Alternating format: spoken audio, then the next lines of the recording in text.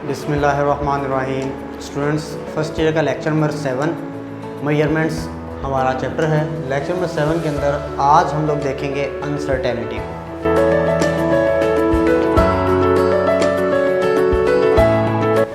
Uncertainty होती है कि किसी भी मेजरमेंट में maximum possible range of error, यानी कि किसी भी मेजरमेंट के अंदर जो मैक्सिमम एरर की वैल्यू पॉसिबल होती है उसको हम लोग क्या नाम देते हैं?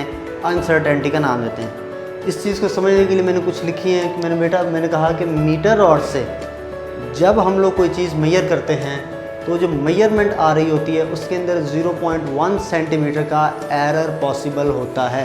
यानी कि 0.1 सेंटीमीटर या तो कम हो सकती है या ज़्यादा हो सकती है। मतलब ये वो एरर जो कि पॉसिबिलिटी है कि यार ये एरर हो सकता है, तो इसलिए मैंने लफ्ज़ लिखा है estimate of possible range of error, कि ये एरर पॉसिबिलिटी रख सकता है। तो और वर्नियर कैलिपर से जब हम लोग मेजर करते हैं तो उस वक्त 0.01 सेंटीमीटर का एरर पॉसिबल होता है। स्क्रू गेज से करते हैं तो 0.01 सेंटीमीटर का एरर पॉसिबल होता है।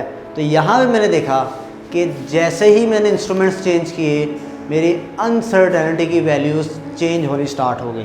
तो यहाँ से मुझे अनसर्टेनिटी की रीज़न क्या मिली? अनसर्टेनिटी की रीज़न मिली लिमिटेशंस ऑफ इंस्ट्रूमेंट, कि इंस्ट्रूमेंट की लिमिटेशंस डिसाइड करती है कि किसी भी मेजरमेंट के अंदर अनसर्टेनिटी कितनी पॉसिबल है। तो यहाँ से ये चीज़ें पता चलती हैं। अच्छा, ये देखें कि यहाँ से एक और चीज़ पता चलती है कि मेरी अनसर्टेनिटी लीस्ट काउंट पे भी डिपेंड करती है। देखें, मीटर रॉड का लीस्ट काउंट 0.1 था, मेरा बेटा वर्नियर कैलिपर का लीस्ट काउंट 0.01 था और स्क्रू गेज का 0.01 सेंटीमीटर था। तो ये कुछ चीज़ें हमें यहाँ से पता चली। अब अनसर्टेनिटी के हमारे पास 3 टाइप्स हैं। सबसे पहली टाइप कहलाती है एब्सोल्यूट अनसर्टेनिटी, दूसरी टाइप कहलाती है फ्रैक्शनल अनसर्टेनिटी और तीसरी टाइप मेरा बेटा कहलाती है परसेंटेज अनसर्टेनिटी। मेरा बेटा किसी भी इंस्ट्रूमेंट का जो लीस्ट काउंट होता है उसको हम लोग क्या नाम देते हैं? एब्सोल्यूट अनसर्टेनिटी का नाम देते हैं। फ्रैक्शनल अनसर्टेनिटी समझाने के लिए मैं एक वैल्यू लिखता हूँ। लेट्स सपोज डिस्टेंस की एक वैल्यू लिख रहा हूँ 2.4 प्लस माइनस 0.1 सेंटीमीटर।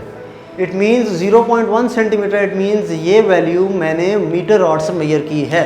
मेरा बेटा जो प्लस माइनस के बाद वैल्यू लिखी होती है उसको हम लोग लीस्ट काउंट का नाम देते हैं और जो प्लस माइनस से पहले लिखी होती है उसको मेरा बेटा हम लोग अपनी मेजर्ड वैल्यू का नाम देते हैं।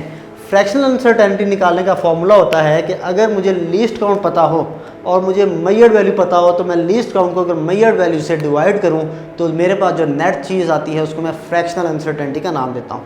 अगर फ्रैक्शनल अनसर्टेनिटी को आप 100 से मल्टीप्लाई कर देंगे तो अब जो आपके पास अनसर्टेनिटी या रेंज ऑफ एरर आएगा मेरा बेटा उसको आप लोग परसेंटेज अनसर्टेनिटी का नाम देंगे। तो ये कुछ बेसिक चीज़ें थी। याद रखें कि लीस्ट काउंट को हम लोग एब्सोल्यूट अनसर्टेनिटी का भी नाम देते हैं। तो एग्जामिनर इस तरह से सामने लिख के पूछ सकता है, बताएं जिसमें एब्सोल्यूट अनसर्टेनिटी कितनी होगी।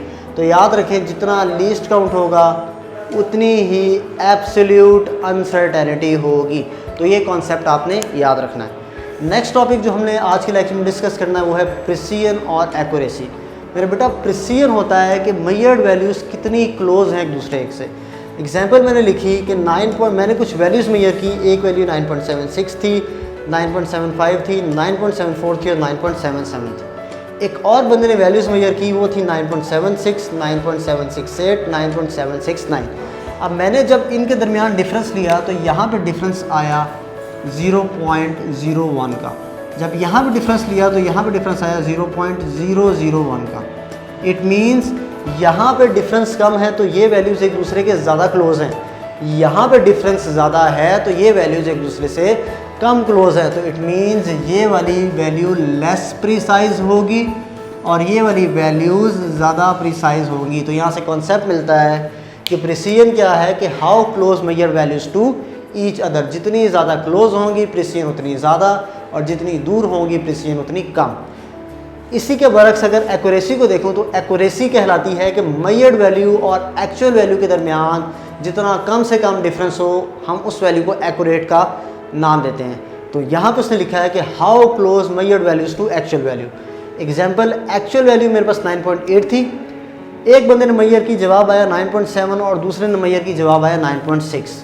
अरे बेटा यहाँ पे डिफरेंस आया 0.1 का यहाँ पे डिफरेंस आया 0.2 का। ज़ाहिर है जहाँ पे डिफरेंस कम है इट मीन्स वो ज़्यादा क्लोज है, तो इट मीन्स ये वाली वैल्यू ज़्यादा एक्यूरेट कहलाएगी और ये वाली वैल्यू लेस एक्यूरेट कहलाएगी। मेरा बेटा आपकी प्रिसीजन डिपेंड करती है लीस्ट काउंट पे, जबकि आपकी एक्यूरेसी लीस्ट काउंट के साथ साथ मेजर्ड वैल्यू पे भी डिपेंड करती है। आपकी प्रिसीजन रिलेट करती है एब्सोल्यूट अनसर्टेनिटी से। AU से मुराद एब्सोल्यूट अनसर्टेनिटी से, क्यों? क्योंकि लीस्ट काउंट एब्सोल्यूट अनसर्टेनिटी ही कहलाता है। और आपकी एक्यूरेसी रिलेट करती है फ्रैक्शनल अनसर्टेनिटी पे और परसेंटेज अनसर्टेनिटी पे। क्यों? क्योंकि लीस्ट काउंट पे डिपेंड कर रहा है, ये मेजर्ड वैल्यू पे डिपेंड कर रहा है। अगर यहाँ पे देखें तो फ्रैक्शनल अनसर्टेनिटी भी इन दोनों पे डिपेंड कर रही है। किस तरह से रिलेट करती है मेरा बेटा? जितना कम लीस्ट काउंट होगा आपकी प्रिसीजन उतनी ज़्यादा होगी, मतलब जितनी कम एब्सोल्यूट अनसर्टेनिटी होगी प्रिसीजन उतनी ज़्यादा।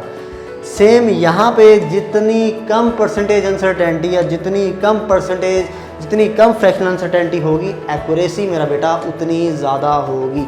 तो ये कुछ इंपॉर्टेंट कॉन्सेप्ट्स थे, आप लोगों को पता होने चाहिए।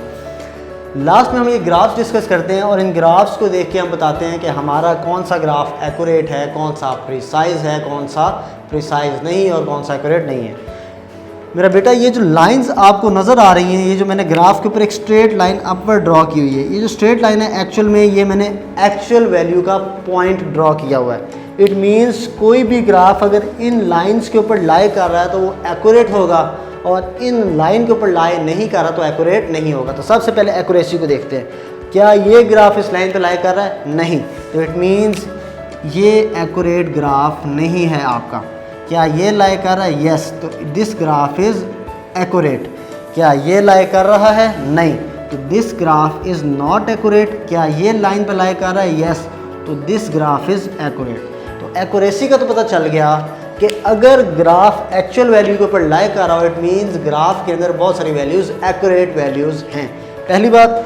अब प्रिसीजन की बात करते हैं। प्रिसीजन का मतलब होता है how close measure values to each other. अगर वैल्यूज़ बहुत क्लोज है तो ग्राफ को भी क्लोज ही बनना चाहिए। तो यहाँ पे देखें ये वाला ग्राफ क्लोज है विद रिस्पेक्ट टू दिस, तो ये वाला ग्राफ प्रिसाइज तो है बट एक्यूरेट नहीं है। तो यहाँ पे क्या होगा? This is precise. क्यों प्रिसाइज है? क्योंकि ग्राफ बहुत क्लोज है। ग्राफ के क्लोज होने का मतलब है कि वैल्यूज़ एक दूसरे के बहुत ज़्यादा करीब हैं।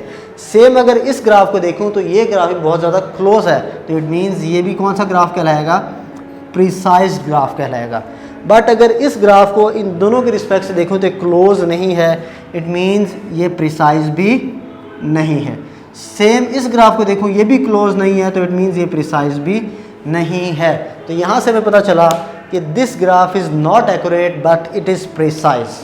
यहाँ से पता चला this graph is accurate as well as precise.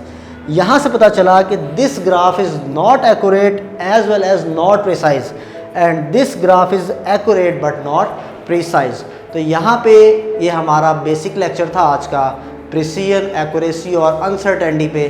तो जिसको कोई मसला हो वो कमेंट सेक्शन में पूछ सकता है। अल्लाह हाफ़िज़।